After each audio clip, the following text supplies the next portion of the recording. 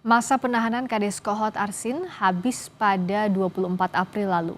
Kuasa hukum warga desa Kohot meminta penyidik Bareskrim untuk transparan dalam pengusutan kasus pagar laut, termasuk soal 4 tersangka yang ditangguhkan. Sejumlah warga melakukan demo di tepi laut desa Kohot, Kecamatan Paku Aji, Kabupaten Tangerang, Banten. Dan saya meyakini dan masih optimis kepada kedua institusi ini akan melanjutkan proses ini, gitu ya, hingga ke perkara tipikornya. Ketidaktransparan penyidik dalam melakukan penahanan terhadap keempat tersangka yang telah dilakukan kemarin sejak 24 Februari ya. Nah, apa yang menjadi ketidaktransparan ini? Bahwa Bareskrim ini tidak pernah merilis pelaku keempat tersangka ini ke media, ke publik, tidak pernah mempublikasikan. 4 tersangkanya ini di mana, ditahannya di mana, di rutan Bareskrim atau di rutan lain, atau bahkan bukan di rutan.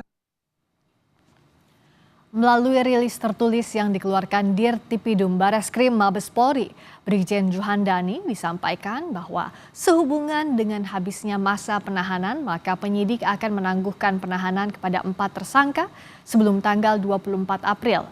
Brigjen Juhandani, Dirtipidum Bareskrim Polri menyampaikan hal itu.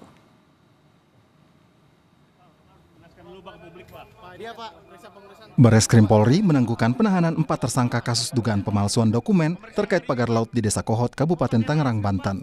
Keempat tersangka itu adalah Arsin selaku Kepala Desa Kohot, Ujang Karta selaku Sekretaris Desa Kohot, dan 2 penerima kuasa dari Desa Kohot. Kompolnas menyebut penangguhan penahanan dilakukan penyidik karena sudah habisnya masa penahanan sebelum 24 April 2025. Ya, karena masa tahanannya memang habis. Kalau tetap ditahan memang persoalan. Ya, tapi status tersangkanya kan masih tetap jalan, status penyidikannya tetap jalan. Nah, oleh karenanya penting bagi kepolisian dan kejaksaan untuk duduk bersama. Berlarut-larutnya penanganan kasus ini karena polisi dan jaksa berbeda pandangan soal ada tidaknya tindak pidana korupsi di kasus pagar laut Tangerang. Jaksa menilai kasus pagar laut adalah kasus korupsi, sebaliknya polisi tetap pada pendapatnya bila kasus ini hanya sebatas tindak pidana pemalsuan dokumen. Kalau selama ini perkara ini disidik dengan tindak pidana umum, maka dengan petunjuk ini ya supaya dipersilahkan disidik dengan tindak pidana korupsi. Jadi saya kira tidak ada yang perlu diperdebatkan di situ ya. Jadi misalnya kalau dikirim lagi dengan tindak pidana umum kan sudah ada petunjuk JPU supaya disidik dengan tindak pidana korupsi kan.